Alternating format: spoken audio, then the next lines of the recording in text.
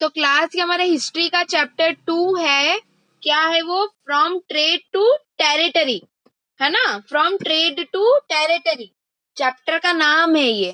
तो इस चैप्टर के नाम से हमको क्या समझ में आ रहा है कि ट्रेड करते करते टेरिटरी तक कैसे पहुंचे, है ना, ट्रेड से चालू हुआ तो टेरिटरी तक कैसे पहुंचे। टेरिटरी मतलब क्षेत्र, है ना। तो ट्रेड से आप लोग क्या समझते हो, ट्रेड करना मतलब,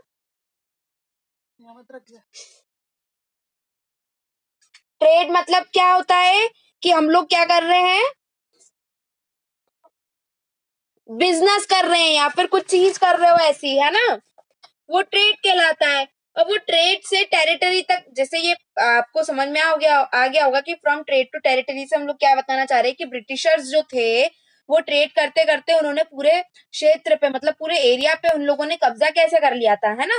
तो यही पूरा इस चैप्टर जो है वो इस पे बेस्ड है। इसके अंदर हम लोगों को देखो बहुत सारी चीजें पढ़ने मिलेगी, जैसे कि ईस्ट इंडिया कंपनी जो थी वो ईस्ट से आई थी। क्या था ईस्ट इंडिया कंपनी, कैसे उसने ट्रेड चालू किया था, कहाँ से किया था, तो उसने बंगाल से ट्रेड चालू किया था, है ना। फिर उसके बाद में वो ट्रेड जो थे उन्होंने बैटल कैसे जीता, है ना। फिर बैटल ऑफ, बहुत सारे बैटल्स हम पढ़ेंगे, जैसे बैटल ऑफ प्लासे। फिर उसके बाद में हम पढ़ेंगे कि दूसरी कंपनीज कौन थी, है ना। कंपनीज ने उनका रूल जो था वो कैसे एक्सपांड किया, मतलब कैसे बढ़ाया, है ना। टीपू सुल्तान जो थे वो कैसे इन्वॉल्व हुए इन सब चीजों में, ठीक है। फिर उसके बाद में हमको doctrine of lapse, war with the Marathas to claim the, मतलब बहुत सारा टॉपिक है इसमें, बहुत कुछ पढ़ने को मिलेगा और बहुत शायद समझ में भी आए, अगर समझ में आएगा तो मजा भी आएगा, है ना। तो हम स्टार्ट करते हैं चैप्टर को। तो बताया गया है कि Aurangzeb was the last of the powerful Mughal rulers. Aurangzeb कौन थे, लास्ट मुगल रूलर थे जो कि बहुत पावरफुल थे, है ना। वो क्या थे, बहुत पावरफुल थे। ही established control over a very large part of the territory that is known as India। मतलब उन्होंने उनका जो पावर था, उनका जो कंट्रोल था, कहाँ पर स्टेब्लिश किया था, कौन सी टेरिटरी में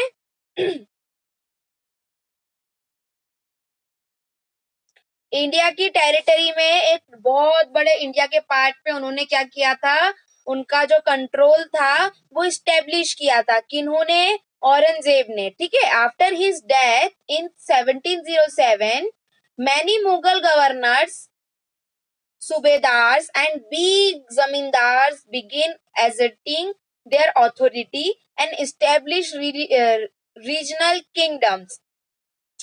क्या हुआ यहाँ पर, उनकी डेथ के बाद, उनकी डेथ कब हुई, 1707 में। उनकी डेथ के बाद में बहुत सारे मुगल गवर्नर्स, है ना, बहुत सारे सूबेदार, बहुत सारे जमींदार, इन लोगों ने क्या किया, किंगडम, उनका उनका खुद का किंगडम जो है वहां पर स्टेब्लिश करना स्टार्ट कर दिया। As powerful regional kingdoms emerge in various parts of India. बहुत सारे पावरफुल रीजनल किंगडम्स थे जो कि कहाँ पर इमर्ज हो गए, इंडिया के अलग अलग पार्ट्स में मिल गए, ठीक है। इमर्ज होना मतलब मिल जाना। Delhi could no longer function as an effective centre. Delhi जो था,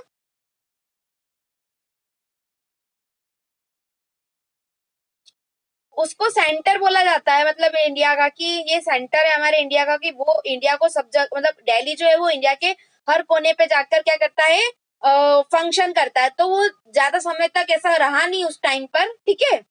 bye the second half of the 18th century, 18th century के सेकेंड हाफ की बात चल रही है ना।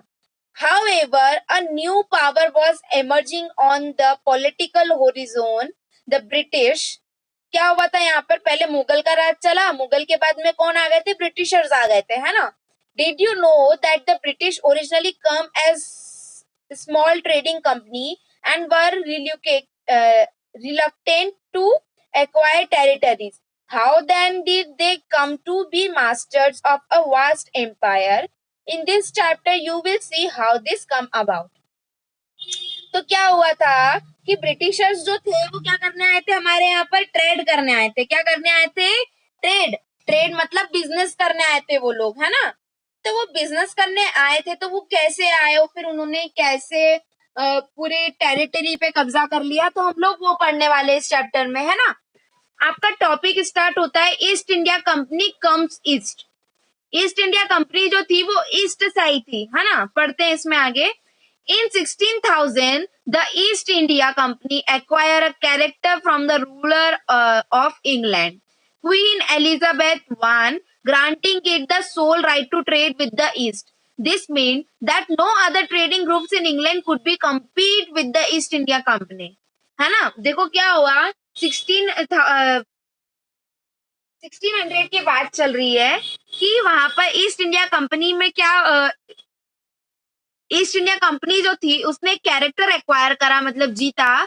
कहा किससे, इंग्लैंड के रूलर से। इंग्लैंड का रूलर कौन थी, क्वीन एलिजाबेथ वन थी। उन्होंने क्या बोला, उन्होंने ये बोला कि वो लोग क्या करेंगे, वो लोग ईस्ट इंडिया कंपनी से क्या करेंगे, ट्रेड करना चालू करेंगे, है ना।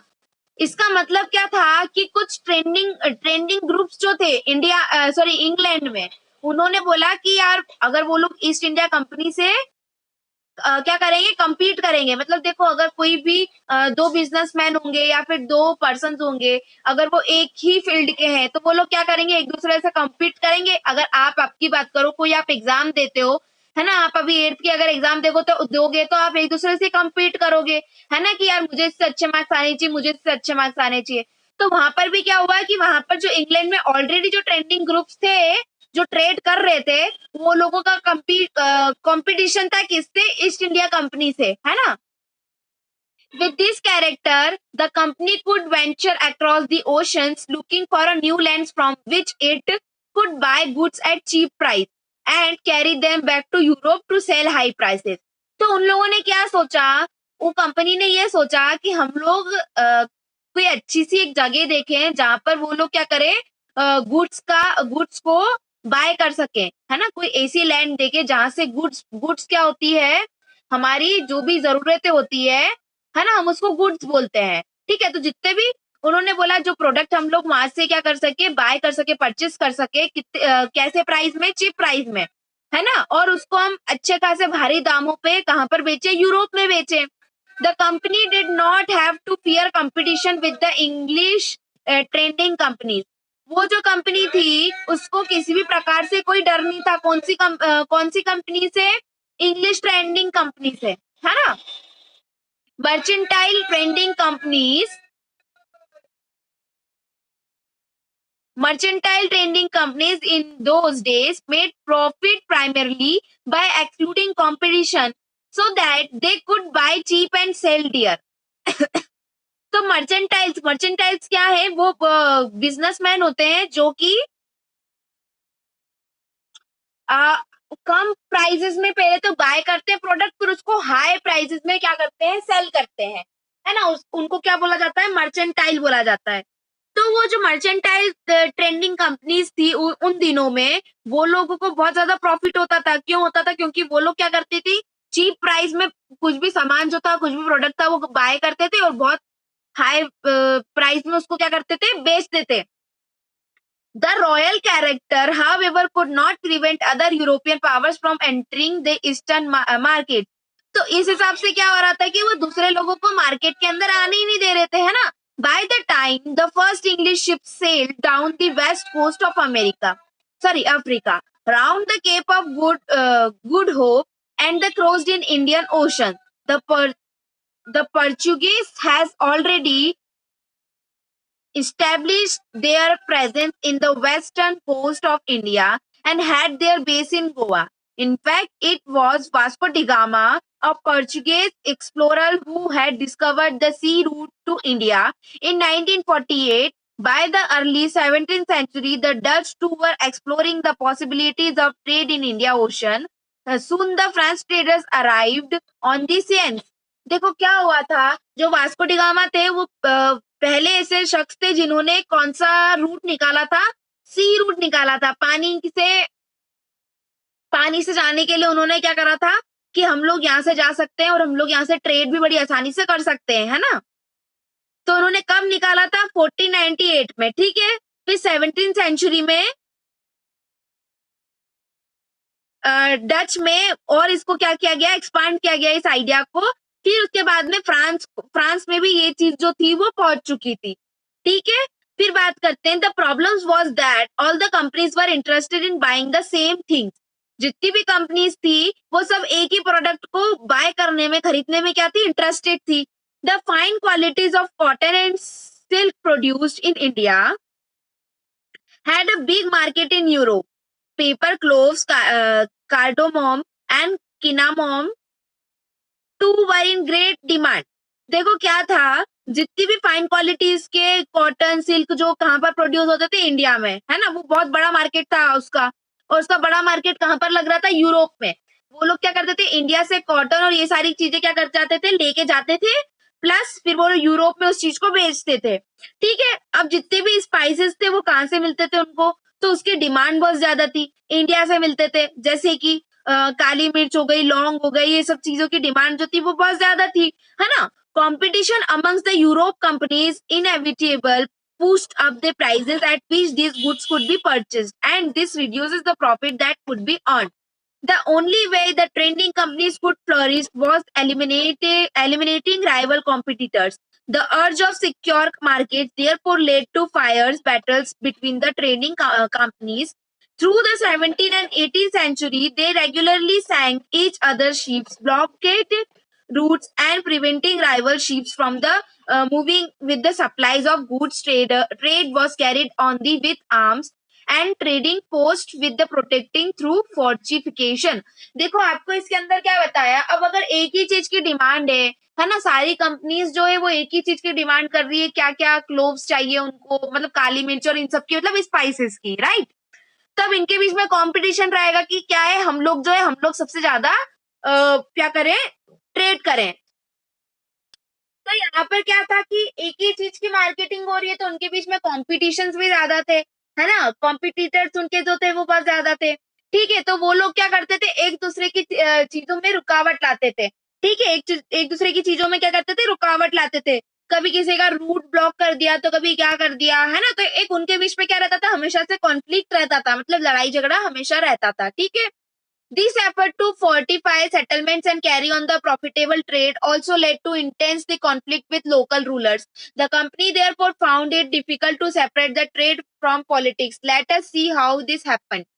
तो क्या हुआ, फिर उसके बाद में जब इनका कॉन्फ्लिक्ट रहेगा, हमेशा से कॉन्फ्लिक्ट रहेगा कि नहीं, हम लोगों को जो है ट्रेड जो है इन लोगों को नहीं करने देना है, या ये लोग जो कर रहे हैं ट्रेड, तो फिर हम लोग क्या करेंगे, हमारा ट्रेड ज्यादा हो, इस वजह से उन लोगों की ट्रेड के लिए क्या करेंगे, कुछ ना कुछ मुश्किलें हम लोग लाके खड़ी कर देंगे, राइट।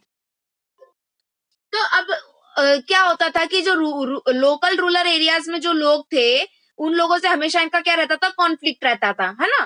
तो अब आगे देखते कि ये कैसे होता था ये सब चीजें। तो टॉपिक है आपका, East India Company began trades in Bengal. उन्होंने, ईस्ट इंडिया कंपनी ने सबसे पहले उनका ट्रेड कहाँ से स्टार्ट किया था, तो बंगाल से स्टार्ट किया था, है ना। The first English factory was set up on the banks of the river Hooghly in 1651। देखो सबसे पहले उन लोगों ने उनकी जो फैक्ट्री थी वो कहाँ पर सेटअप की थी, रिवर के बैंक्स पे। कौन सी रिवर के, हुगली रिवर के। कब की थी, 1651 में, है ना। This was the base from which the companies traders. ये कोई भी अगर आपको फैक्ट्री, आपको कुछ भी चीज करना है, अगर बिजनेस करना है, तो आपको सबसे पहले क्या करना पड़ेगा, आपको अगर कुछ भी चीज, कोई भी प्रोडक्ट बनाना है, तो सबसे पहले आपको क्या, किसकी जरूरत पड़ेगी, फैक्ट्री की जरूरत पड़ेगी, फैक्ट्री की जरूरत पड़ेगी आपको, है ना। तो फैक्ट्री क्या हो जाएगी, हमारी बेसिक हो जाएगी, बेस हो जाएगा किसी भी चीज को, प्रोडक्ट को प्रोड्यूस करने के लिए, है ना।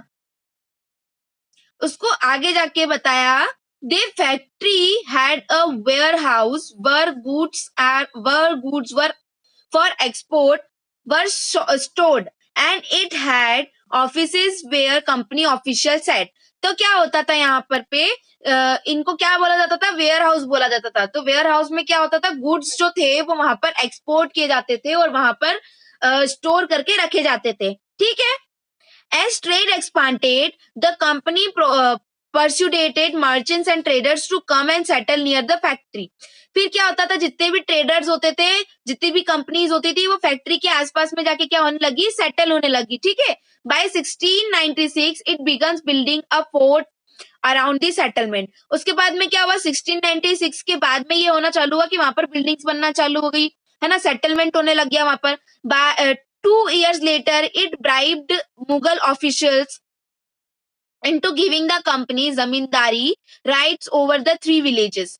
तो जब मुगल का राज चल रहा था वहां पर, तब बताया क्या गया था कि जो कंपनी है, तो कंपनी पे किस मतलब जो जमीन पे वो किसका राइट है, जमींदार जो होते थे उनका राइट्स है ना।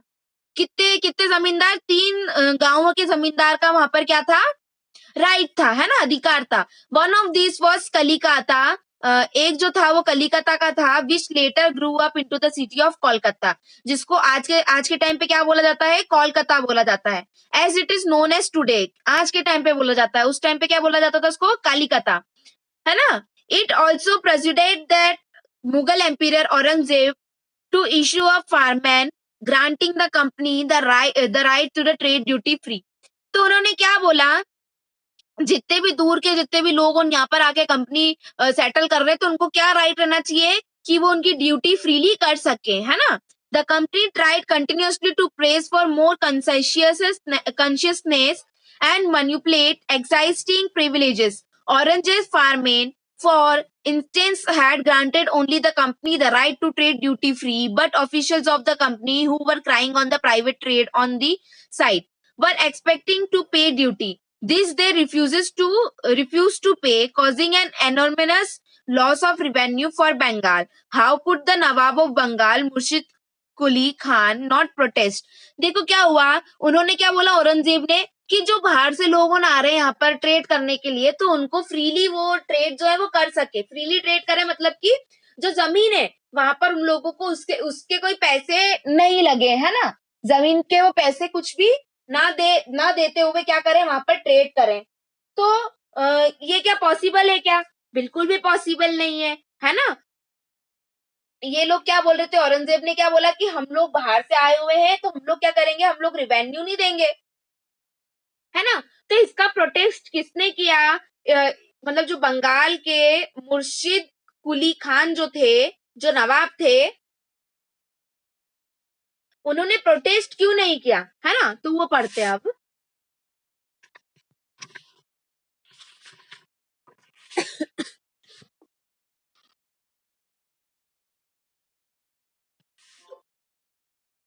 तो how trade led to battles. अब जो ट्रेड था वो बैटल्स में कैसे कन्वर्ट हो गया, लड़ाई झगड़ों में कैसे कन्वर्ट हो गया? Through the early 18th century the conflict between the company and the nawabs of Bengal intensified। तो क्या था बंगाल में, उन लोगों ने क्या बोला कि वो लोग बंगाल में सबसे पहले क्या कर रहे हैं, ट्रेड कर रहे हैं, पर उन लोगों ने बोला कि हम लोग क्या करेंगे, हम लोग पैसे नहीं देंगे, रिवेन्यू नहीं देंगे। अगर वो लोग रिवेन्यू नहीं देंगे उस जमीन की, तो फिर इनकम सोर्स कैसे होगा, है ना, हमारे पास पैसे कैसे आएंगे? किसने बोला? ये नवाब ने बोला। तो उन लोगों के बीच में हमेशा से, अगर आप उनकी जमीन यूज कर रहे हो और आप ये बोल रहे हो कि हम बाहर से आए तो हम पैसे नहीं देंगे, तो एक लड़ाई का माहौल तो ऑब्वियसली क्रिएट हो जाएगा, है ना। तो यहाँ पर भी हुआ। After the death of Aurangzeb the Bengal nawabs asserted their powers and autonomy as other religion powers were doing at the time. Murshid Quli Khan was followed by Aliwardi Khan and then Sirajuddaulah as the nawab of Bengal. देखो क्या हुआ, जब औरंगजेब की death हो गई तो वहां पर हर किसी ने, जितने भी नवाब थे, सबने अपनी अपनी पावर जो है अपने अपने तरीके से चालू कर दी कि हम लोगों को कैसे क्या करना है, ठीक है। जिसमें से मुर्शिद कुली खान जो थे, उनको किसके द्वारा वो फॉलो किए जा रहे थे? अलीवर्दी खान। अलीवर्दी खान किसको फॉलो कर रहा था? मुर्शिद कुली खान को। और सिराजुद्दौला भी किसको फॉलो कर रहा था? मुर्शिद कुली खान को ही फॉलो कर रहा था, जो कि कहाँ के नवाब थे? जो कि बंगाल के नवाब थे, ठीक है। Each one of them was strong rulers. वो सभी के सभी क्या थे? स्ट्रॉन्ग रूलर्स थे, ठीक है। They refuse to grant the company concessions. उन्होंने क्या बोला कि हम लोग, उन लोगों ने रिफ्यूज कर दिया कि नहीं, हम लोगों को जो कंपनी ने बोला कि हम पैसे नहीं देंगे करके, तो उन्होंने इस चीज को रिफ्यूज करते हुए बोला, demanding a large tributes for the company rights to trade, denied it many rights to mint its coins and stopped it from the extending its fortification, acquiescing the company of decide, they claimed that the company was depriving the Bengal government of huge amount of revenue and the undermining the authority of the Nawab. It was refusing to pay taxes, writing disrespectful letters and trying to humiliate the Nawabs of his officials. तो उन लोगों ने क्या किया, जितने जो company वाले थे, ईस्ट इंडिया कंपनी वाले थे, उन्होंने रिफ्यूज कर दिया। मतलब उन्होंने बोला कि हम लोग तो पैसे नहीं देंगे, और उनको लेटर्स में भी बहुत सारी अब्यूजमेंट किया। तो फिर उन लोगों ने, नवाब जो थे वहां के, उन लोगों ने, बंगाल के जो नवाब थे, उन्होंने क्या बोला, उन्होंने सारी चीज रिफ्यूज कर दी कि नहीं, हमको आपका जो ये जो लेटर्स आप जो बोलना चाह रहे हो कि हम लोग पैसे नहीं देंगे, तो आपको टैक्स तो देना पड़ेगा जमीन का, है ना।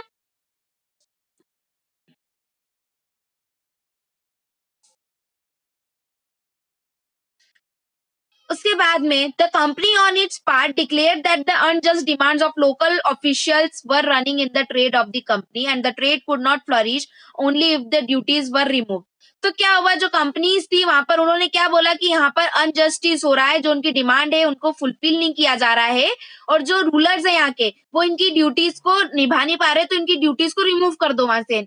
किनको बोला था रूलर्स, कौन, जो नवाब्स थे, है ना। It was also convinced that to expand trade, it has to enlarge its settlement by up villages and rebuild its forts. तो उनका क्या कहना था कि अगर उनको ट्रेड एक्सपांड करना है, तो उन लोगों को क्या करना पड़ेगा, उनके विलेजेस को क्या करना पड़ेगा, खरीदना पड़ेगा, गांवों को खरीदेंगे, फिर वहां पर वो क्या करेंगे, रीबिल्ड करेंगे उनके फोर्ट्स, है ना। The conflict leads to unfortunations and finally culminated in the famous battle of प्लासे।